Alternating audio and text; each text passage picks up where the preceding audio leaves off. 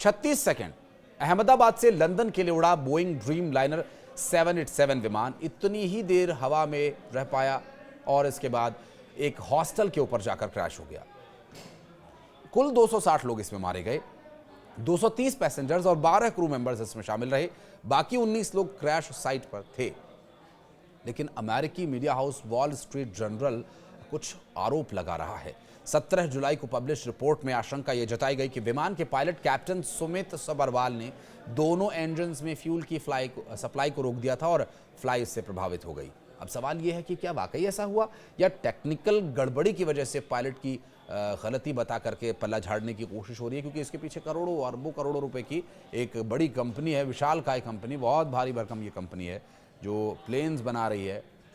दरअसल अमेरिकी aviation expert Mary शियावो की बोइंग ड्रीम लाइनर में तकनीकी फॉल्ट की आशंका वाली थ्योरी भी पड़ताल की जा रही है और एक्सपर्ट्स का ये मानना है कि आखिर के जो 4 से 5 सेकंड्स थे उसके बीच कॉकपिट वॉइस रिकॉर्डर की ट्रांसक्रिप्ट पर फोकस किया जाए जो हादसे की असल वजह बता पाएगी।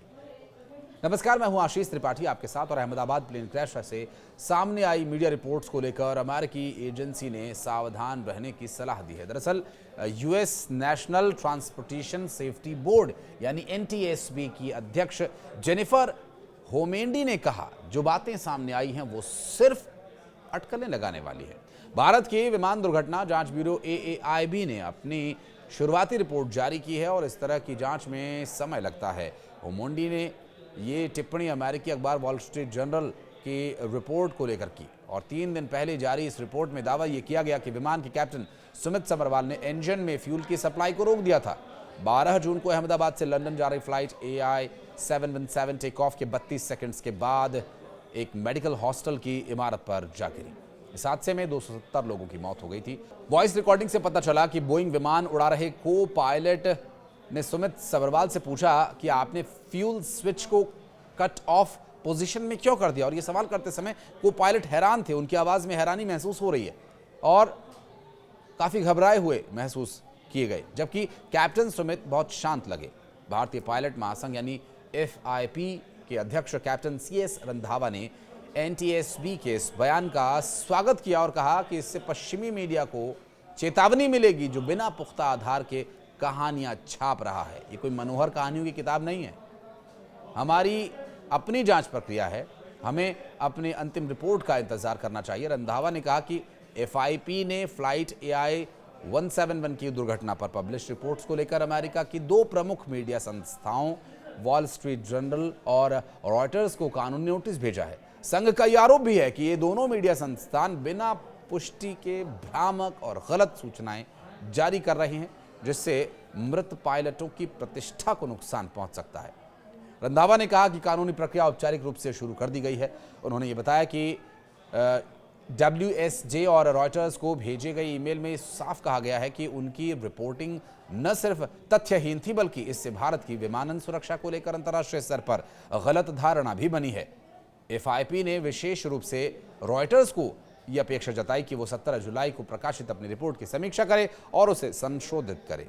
उसमें यह स्पष्ट अस्वीकरण जोड़े कि फिलहाल कोई आधिकारिक निष्कर्ष सामने नहीं आया है और उनकी रिपोर्ट स्रोतों पर आधारित थी, न कि किसी तथ्य पर। संघ का कहना यह भी है कि एक रिपोर्टिंग ऐसी रिपोर्टिंग है जो न केवल मृतक पायलटों की छवि को धूमिल कर रही है बल्कि उनके परिजनों को भी अनावश्यक मानसिक पीड़ा का सामना करना पड़ रहा है।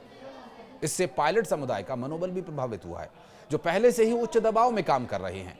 वॉल स्ट्रीट जर्नल ने यह बात जांच से जुड़े अमेरिकी सूत्रों के हवाले से दी।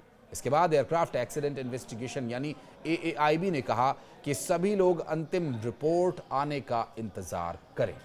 जांच अभी चल रही है और किसी भी नतीजे पर पहुंचना अभी सही नहीं है। इससे पहले एयरक्राफ्ट एक्सीडेंट इन्वेस्टिगेशन ब्यूरो यानी AAIB ने 12 जुलाई को प्लेन क्रैश पर अपनी शुरुआती जांच रिपोर्ट जारी की थी। इसमें यह बताया गया कि फ्यूल स्विच ऑफ यानी जो कट ऑफ की सिचुएशन होती है इस पोजीशन में चले गए थे और जिससे दोनों इंजन्स बंद हो गए। हालांकि रिपोर्ट में ये नहीं बताया गया कि ये कैसे हुआ। AAIB की रिपोर्ट में बताया गया कि कॉकपिट वॉइस रिकॉर्डर पर एक पायलट को दूसरे से पूछते हुए सुना गया क्योंकि उसे फ्यूल उसने बंद कर दिया था और इस पूरे मामले में पायलट ने जवाब दिया कि उसने ऐसा नहीं किया। एयर इंडिया ने 16 जुलाई को अपने बोइंग 787 सीरीज के सभी विमानों से फ्यूल कंट्रोल स्विच यानी एफसीएस को लॉकिंग फीचर की जांच पूरी होने की जानकारी दी। एयरलाइन कंपनी ने अपने पायलट्स को भेजे एक मैसेज में बताया कि जांच के दौरान फ्यूल स्विच में कोई खराबी नहीं थी और कंपनी ने बताया कि सभी बोइंग 787 विमान में थ्रॉटल कंट्रोल मॉड्यूल भी बदले गए हैं और फ्यूल कंट्रोल स्विच टीसीएम का एक अहम हिस्सा है। और नागरिक उड्डयन महानिदेशालय ने 14 जुलाई को सभी एयरलाइन कंपनी को 21 जुलाई तक बोइंग 737, 787 सीरीज के सभी विमानों में फ्यूल स्विच की जांच करने के निर्देश दिए। एयर इंडिया के पास कुल करीब 33 विमान हैं, बोइंग ड्रीमलाइनर विमान, और इंडिगो के पास B737 मैक्स 8 और B787 के 9 विमान हैं और ये सभी विमान लीज पर है और वेट लीज पर हैं या फिर ये डैम्प लीज पर है, इसलिए भारत में अब ये रजिस्टर्ड नहीं है। इसके लिए भी जांच चल रही है। कुछ कहना चाहें तो कमेंट सेक्शन में बताएं। धन्यवाद।